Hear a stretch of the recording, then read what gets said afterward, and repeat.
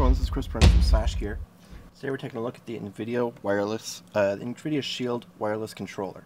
Now what I'm going to be doing here is sort of keeping focus on the tablet here. This is the NVIDIA Shield tablet, the 8-inch version. And I'm going to be keeping focus on here while I show you what the controller can do. Before I do that, I'll just show you that we have our NVIDIA Shield button right here. If I tap that or hold down on it, it'll light up there and it's connected basically automatically. Now we have our button controls. We have our home button here. This is a play button, our pause, whatever you need. It switches functions depending on what you're using. X, Y, A, B buttons here. Joysticks, thumbsticks, whatever you want to call them. Directional pad here. Home button, which brings you home. And up on top here, you have your two triggers, more buttons here, and headphone jack, as well as your micro USB connector here, so you can connect this to charge the device up while you are not using it. And that's essentially it. Now this controller looks extremely similar to what we had with the original Shield portable device, but for now what we're going to do is just show you some things that it can do. If I tap the home button here, the NVIDIA button right here, it brings you to your Shield experience.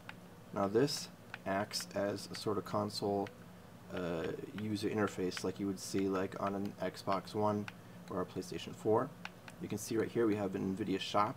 This is just like the Tegra Zone where we're able to find games that are optimized for NVIDIA processors. You'll see several different categories here like puzzles, arcade, sports, and more helpful, most popular, and controller. Now if I go to controller, you'll see just apps that work with this controller specifically. You'll also be able to use Bluetooth controllers, I should say, but ideally you'll be using this one since it is working with a lower latency connection than other Bluetooth controllers. This works with a Wi-Fi direct connection, so it's much better.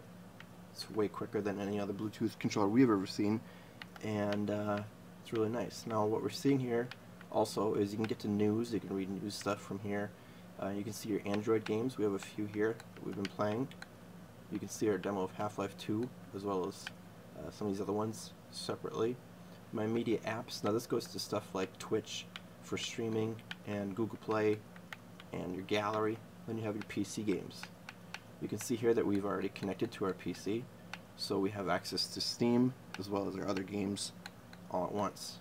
Now one of the other things I'm going to show you here is that if you're in a game, or even if you're not in a game, and you want to connect to streaming or to record video, you'll hold the back button down. All I did was hold the back button down for a couple of seconds, not even a second really, and you're able to access this screen. Now on the left here it says Twitch. Once you're logged in, you'll be able to stream whatever you're showing here. Up on top you have a microphone. Right now, if I started recording, it would record microphone using the controller, if I'm using a controller, or it's using the microphone on the tablet itself. Here we have a option for turning the camera itself on or off, the front-facing camera on this device right here. Next you have commentary, that's again for Twitch specifically. We have more settings. Here we have a screenshot, so if you want to take screenshots of the device at any time, you can just do the same sort of sharing mode. Right here we have manual record and we have auto record.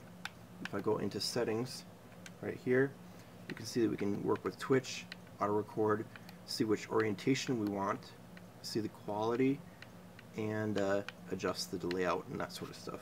Pretty cool, pretty simple.